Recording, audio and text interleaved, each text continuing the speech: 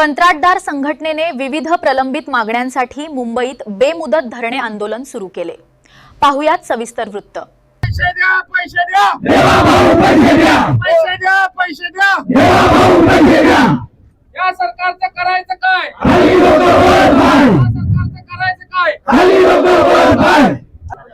साहेब, या ठिकाणी आम्ही आझाद मैदानावर जलजीवन मिशनचे कामं करणारे कंत्राटदार राज्यभरातून, राज्याच्या कानाकोपऱ्यातून या ठिकाणी जमलो।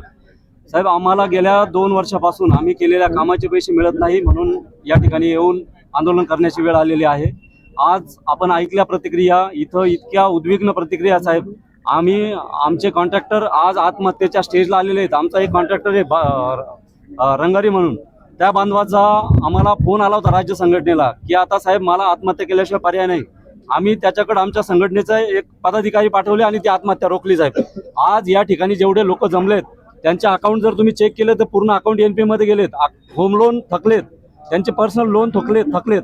आणि आजही आम्ही राज्य शासनाकडे आस लावून बसलो की आम्ही केलेल्या कामाचे पैसे आज तरी आम्हाला मिळतील, पण राज्य शासनाची उदासीनता बघता नाईलाजास्तव आम्हाला या ठिकाणी आझाद मैदानावर येऊन या ठिकाणी आंदोलन करण्याची वेळ आलेली आहे।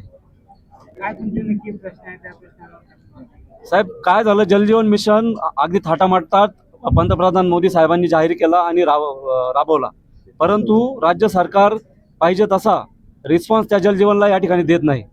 केंद्राने रेट्रोफिटिंगच्या कामांच्या बाबतीतला हात झटकल्यामुळं राज्य सरकारवर आणि आमच्या कॉन्ट्रॅक्टरवर ही वेळ आलेली।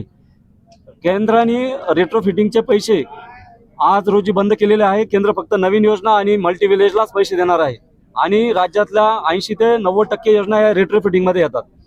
आणि ह्या लोकांनी खिशातून आपलं सोनं नाणं गहाण ठेवून, घरातले दागदागिने गहाण ठेवून, प्रॉपर्टीवर लोन घेऊन, अक्षरशः CC काढून हे कामं पूर्ण केले। आणि आम्हाला अपेक्षा होती की आम्ही कामं केल्या शासन आम्हाला पैसे देईल, परंतु आज 2 वर्ष झाले कामं करून शासन आमचे पैसे देत नाही। हे बघा, जलजीवन मिशनचे कामं करणारे राज्यभरातले सगळे कॉन्ट्रॅक्टर या ठिकाणी जमलेत, त्यांचे प्रतिनिधी स्वरूपात आलेत। या ठिकाणी राज्याकडे आमचे 10,000 कोटी रुपयाचे देयक आज मितीस प्रलंबित आहेत जलजीवन मिशनचे। एकीकडे शासनाकडे असा बघता येत नाही की शासनाकडे पैसे नाही आणि पैसे जाते कुठे, 10,000 पुढचे बाकी आहे, अनेक लोकांचे स्थान बाकी राहिलेले, पण हा पैसे पुढे जात आहेत, देत नाही। शासनाचे पैसे विविध ठिकाणी जात आहेत, आता आम्ही त्याच्यावर बोलणं योग्य नाही। आमचे पैसे आम्हाला द्या एवढंच आम्ही सांगतो। शासनाने कसं द्यावं, काय द्यावं ते शासनाने त्यांचं बघावं। आम्हाला मंत्री महोदय गुलाबराव पाटील साहेबांनी राज्य संघटनेला यापूर्वी आमंत्रित केलं होतं 2 महिन्यापूर्वी। मंत्रालयामध्ये त्यांच्या चेंबरला आमची मीटिंग झाली होती।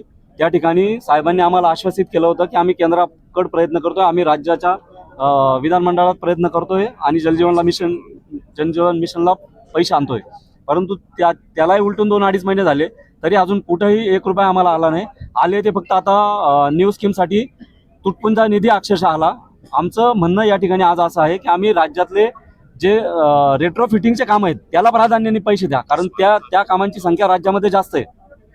2023 पासून आणि कंत्राटदार पण नेहमी तरी तुम्ही अमाऊंट सरकारकडून मागताय।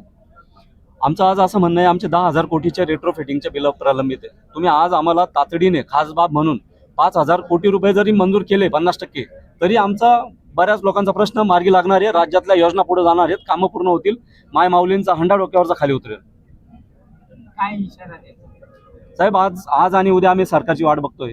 आम्ही इशारा काय देणार? आम्ही 12 तारखेला नागपूरमध्ये CM साहेबांच्या शहरामध्ये आंदोलन केलं होतं, अर्धनग्न आंदोलन केलं होतं आम्ही त्यावेळेस पण इशारा दिला होता साहेब, आणि त्याच इशाऱ्याच्या धर्तीवर आज आझाद मैदानावर आम्ही बसलोय। आम्ही उद्या दुपारपर्यंत सरकारची वाट बघणार, नाही तर नाईलाजास्तव पुढचे पावलं आम्हाला उचलावं लागतील। मग त्याच्यामध्ये आम्ही केलेल्या कामं, जे आम्ही मोटर फिटिंग केले असतील, जे काही आम्ही टाक्या बांधल्या असतील, त्या नाईलाजास्तव आम्हाला त्या विड्रॉल करावं लागतील आमचे ॲसेट, कारण आम्हाला त्या कामांचे पैसे सरकारने दिलेले नाहीत। ते कामं अजूनही त्या मालमत्ता आमच्या आहेत असं समजून आम्ही त्या ताब्यात घेऊ आणि पूर्ण राज्यातला पाणीपुरवठा खंडित झाला तर त्याला शासन जबाबदार आहे। मी अजय रामदास यादव, उपाध्यक्ष महाराष्ट्र राज्य शासकीय पाणीपुरवठा कंत्राटदार संघटना। मी या आंदोलनाद्वारे सरकारला एकच इशारा देऊ इच्छितो की आमची प्रत्येक माणसाची एक सहनशीलता असते, आता ती सहनशीलता संपलेली आहे। एखाद्या जशा हर्षल पाटीलची आत्महत्या झाली तशा अनेक आत्महत्या होऊ नयेत यासाठी सरकारने गांभीर्यपूर्वक लक्ष द्यावं आणि लवकरात लवकर निधीची तरतूद करावी. कारण कसं होतंय, आता निधी यांनी दिलेला नाहीये आणि देताय तर मग तुटपून जा. एक 10%, 5% निधी म्हणजे तोंडाला पानं पुसल्यासारखं करतंय सरकार. एखादा GR काढतंय, GRचं पुढच्या अधिवेशनात 6-6 महिने जर आधी तुम्ही GR काढताय तर पुढच्या दिवसात त्याला मंजुरी होणार, त्याच्यानंतर ते निधी वाटप होणार किंवा त्याची तरतूद होणार. त्या गोष्टीला अर्थ नाहीये. सरकारने एक विशेष अधिवेशन घ्यावं आणि ह्या कॉन्ट्रॅक्टरना मरण यात्रेतून बाहेर काढावं. कारण नाराजी कोणावर? महाराष्ट्र सरकार, वित्त विभागाने याला जातीपूर्वक लक्ष दिले पाहिजे. जसं रोज नवीन सूर्य उगवतो तसं जलजीवन मध्ये रोज नवीन GR काढतात, रोज नवीन. आज निधी वाटपामध्ये 15-15, 25-25 अटी टाकतायत, ज्याची की काही गरज नाहीये. आज निधी द्यायचा आहे, तुम्ही एक तर तुटपुंजा निधी देतायत, त्यात new single village, multi village, retro असे वर्गवारी करून 50 ते 75, 75 ते 100 पाणी सुरू आहे, 100 लोकवर्गणी. आता निविदेमध्ये लोकवर्गणीचा काही संबंध नव्हता, त्याच्यावर पण शासन गेली 1 वर्ष झालं विचाराधीनच आहे की लोकवर्गणीची काय करायचंय, की लोकवर्गणी कुठून माफ होईल का किंवा ग्रामपंचायत भरेल का. निविदेमध्ये अटी शर्ती नसताना सुद्धा त्या बिलातून कपात करून आमची बिलं पूर्ण नाही करत आहे सरकार. सरकार जाणीवपूर्वक याकडे दुर्लक्ष करत असं वाटतं. ते सरकारलाच माहिती साहेब. कसं आता जर पाण्यासारख्या जीवनावश्यक वस्तूसाठी त्यांना जर जाग नाही येते तर बाकी विषय आपण बोलण्यात मतलबच नाहीये.